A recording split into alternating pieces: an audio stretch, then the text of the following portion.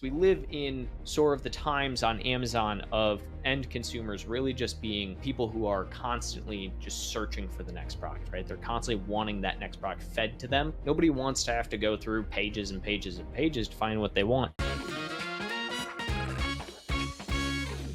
With the seasonality, depending on the type of account, type of client, or even if you're selling yourself, the brand store is a place where you want to play with the seasonality. What is that it's happening right now? Back to school. Let's put there all of our and showcase our back to school products and even change my main banner and put the whole thing into back to school, for example, mood. Create a call to action, because one of the things that we usually miss is that the brand store is so powerful. We have brand store insights where we can see all of the sales that have gone through the brand store, which pages were visited, and the amount of time that the visitors stayed on each of those pages. So you can even measure the impact of what is happening in each of those sections of your brand store, and even measure the average order value of your brand store.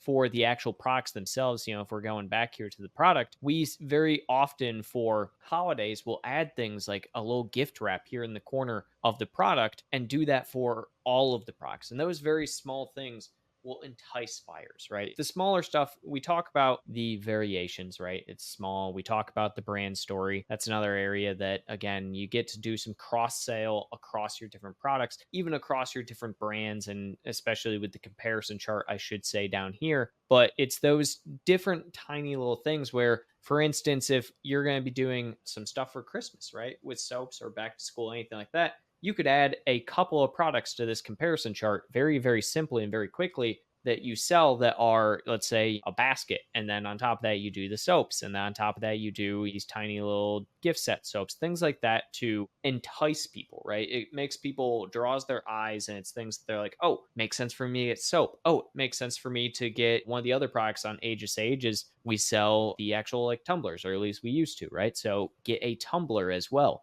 for your coffee. Oh, you're going back to school, you're going to need that. Or on top of that, add, for instance, we have our sage, our actual sticks of sage for, room cleansing, things like that. We can add all of those into this comparison chart and very easily get a bunch of cross sell going for the different products. It's what you're going to want to use this for, is just essentially trying to get people to see all of what you can offer, very similar to how we would with a brand store. So again, on our brand store, you can see all of these. You can see our white sage smudge sticks. You can see the actual product. And then you see this. The point of setting it up like this is so that people will scroll through and they'll start to see, oh, I like this, soap right here. Oh, I might also need this one right here for, the dorm room. Or I might need one of these for, holding my water, holding my coffee, etc. So seasonality aspects definitely really important, but also how you kind of lay out the products, as I was talking about, in each of these different areas to make it as visually appealing as possible for the person to really want to go through and be like, yeah, I need that. Oh, and I need that. And I need that. Because we live in sort of the times on Amazon of